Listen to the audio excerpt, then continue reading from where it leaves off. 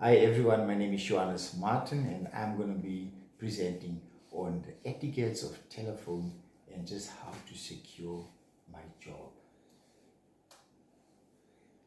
Now, I'm going to be elaborating a little bit on the difference between good practice as well as bad practice when you're making and receiving telephonic calls, right?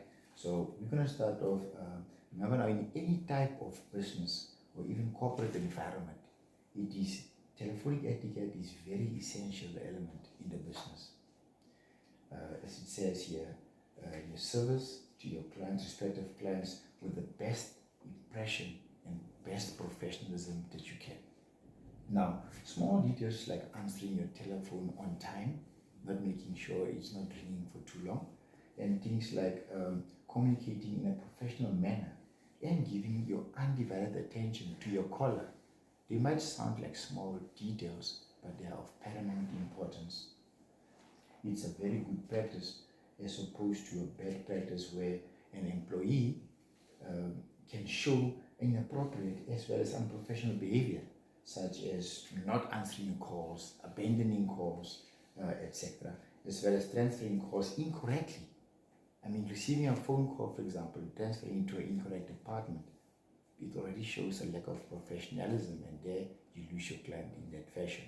So this is very important not to neglect your clients and have a good projection of a voice. That's also a very big point to make, because you must speak in a clear and understandable tone, and you must make sure that you identify yourself clearly. You mention the name of your company as you call in the client, telling them about the reason for your phone call.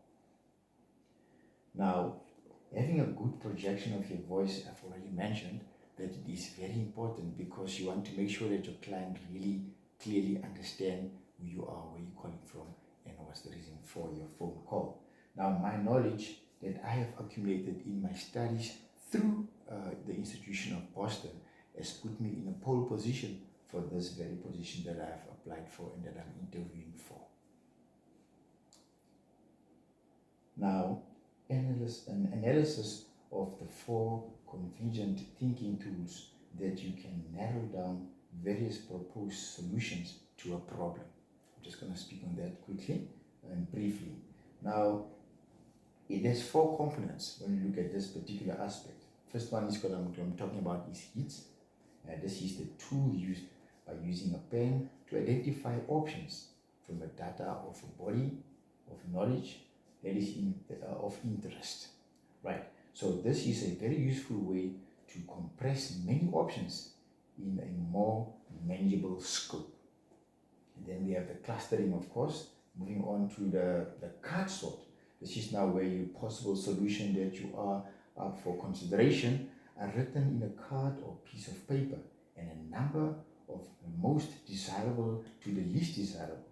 Now, if this is performed in a group setting, each person can then do their own ranking, and then the consensus of the desirable solution can be found. And then finally, in closing, we got a point, which is actually an acronym for positive opportunities, issues, and network thinking method.